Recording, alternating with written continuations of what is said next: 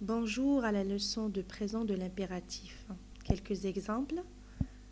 Dis-nous ce qu'il faut faire, on est prêt. Éplucher les pommes de terre. Couper-les en rondelles. Ajouter la crème, le sel, le poivre. Mettez-les au four. Sortez les rôtis. Préparez la sauce pour les salades. Mettons à table. Alors, tous ces verbes, on les a entourés. Alors, on va dire les remarques. Les verbes se conjuguent seulement à la troisième personne, deuxième personne du singulier, première et deuxième du pluriel. Et les verbes s'emploient sans sujet exprimé, c'est-à-dire il y a l'absence de sujet, le pronom personnel.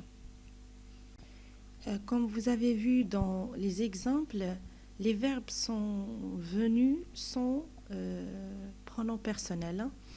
Alors, on va dire l'impératif, c'est quoi déjà? Alors, l'impératif, c'est l'un des modes de la langue française. C'est comme l'indicatif et l'infinitif encore, et le subjonctif, le conditionnel, et on trouve finalement l'impératif. On va voir ensemble à quoi sert l'impératif. Alors, l'impératif sert à donner un ordre, un conseil, une interdiction. C'est là où vous voyez, quand on dit une interdiction, on fait penser à la négation. Quand on forme des phrases avec ne pas, ne jamais et ne guère et ainsi de suite. Comment former ce mode? C'est tout simplement à partir du présent de l'indicatif, on peut avoir un temps qui s'appelait l'impératif. Alors, pour conjuguer un verbe du premier groupe au présent de l'impératif, on enlève la terminaison ER pour obtenir le radical et on ajoute les terminaisons de l'impératif présent E, ONS, EZ. Exemple, respecte, respectant, respecter. Cependant, devant EN et Y qui suivent immédiatement le verbe en ajoutant un S au verbe du premier groupe à l'impératif singulier. Bien sûr, on parle de pronom tu et on le joint par un tiré d'oignon comme vous voyez dans les exemples que j'ai préparés. Alors, pour conjuguer les verbes du deuxième groupe en IR au présent de l'impératif, c'est la même chose que du premier. On enlève la terminaison de l'infinitif, celle-ci c'est IR, et on ajoute les terminaisons de l'impératif du présent IS, as-tu, et I2SENS, à nous, et I2SEZ. Pour les verbes pronominaux, c'est-à-dire qui commencent par ce et ce, ça c'est un pronom réfléchi, on l'a déjà vu, se coucher, se baigner. À la forme affirmative, le pronom se place devant le verbe. Vous avez le pronom tu, ça vient toi. Exemple, vous avez le verbe s'habiller. Habille-toi, habillons-nous, habillons-vous. Ou bien habillez-vous. À la forme négative, le pronom précède le verbe. Exemple, c'est-à-dire c'est pas comme le cas qu'on a vu avant, mais ici, le pronom réfléchi, ça vient à côté du verbe. Regardez, ne t'habille pas, nous n'habillons pas, ne vous habillez pas, on a se cacher, ne te cache pas, ne nous cachons pas et ne vous cachez pas. Les verbes non pronominaux, c'est-à-dire les verbes qui commencent pas avec ce. À la forme négative, on a les adverbes de négation. Celle-ci, c'est ne et pas. Il encadre notre verbe. Il le met au milieu. Alors, ne et pas, il met le verbe au milieu. Alors, à l'impératif présent du verbe du troisième groupe. Le troisième groupe comprend tous les verbes dits irréguliers, c'est-à-dire qui se changent et qui ne sont pas ni dans le premier groupe ni dans le deuxième groupe, comme vous avez le cas de verbe aller. Comment maintenant on va essayer de conjuguer un verbe ou bien des verbes de troisième groupe au présent de l'impératif?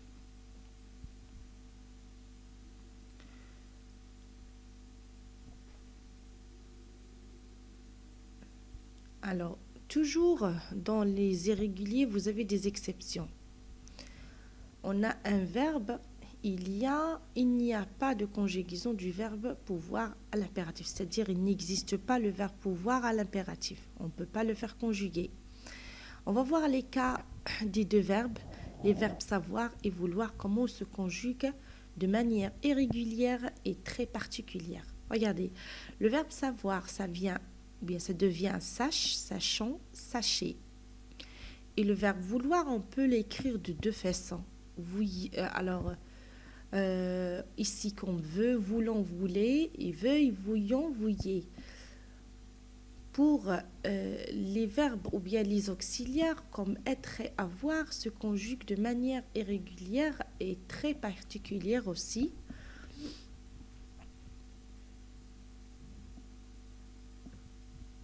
Alors, regardez ici, être, ça vient. Regardez comment il se change de forme. Soit, soyons, soyez. Alors, pour le verbe avoir, et, ayons, ayez. Comment conjuguer le reste du verbe ou bien des verbes du troisième groupe? J'ai préparé quelques exemples. Alors, d'une manière générale, à l'impératif présent, le verbe du troisième groupe se forme comme au présent de l'indicatif. Au troisième personne seulement tu, nous et vous, et sans sujet. C'est-à-dire, on écrit le verbe sans ses pronoms, sans écrire tu, ni nous, ni vous. Les verbes du troisième groupe qui, au présent de l'indicatif, se terminent par ES et AS, qui se terminent avec AES au présent. Comme le verbe, alors on a les exemples ouvrir, offrir et souffrir, cueillir et aller. On va voir comment on se conjugue. Le verbe ouvrir. Au présent maintenant, tu ouvres, nous ouvrons, vous ouvrez. On va voir sa forme dans l'impératif.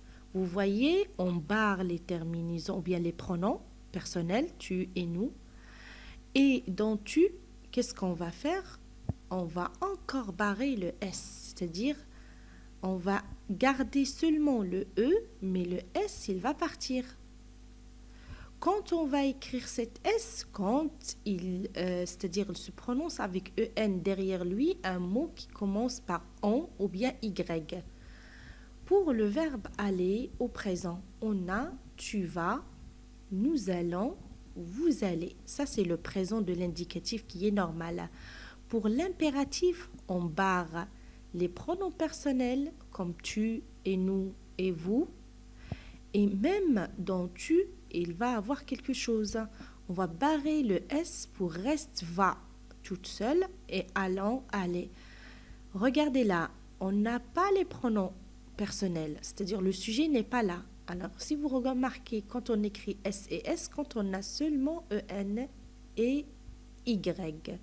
En faisant attention, en ajoutant le S, toujours quand on a EN et Y, faites attention à cela. Toujours quand vous avez derrière votre verbe un EN ou bien Y, ajoutez un S, soit au premier ou bien au verbe de troisième groupe. Alors, vous avez encore le verbe dire. On va voir comment il se conjugue au présent qui est tout simple. Tu dis, nous disons, vous dites. Dans l'impératif, on barre tu et nous et vous. Et il va rester seulement le verbe, comment il est. Il n'y a pas de changement dans ce verbe. C'est-à-dire dit, disant, dites. Vous voyez qu'il ne se change pas.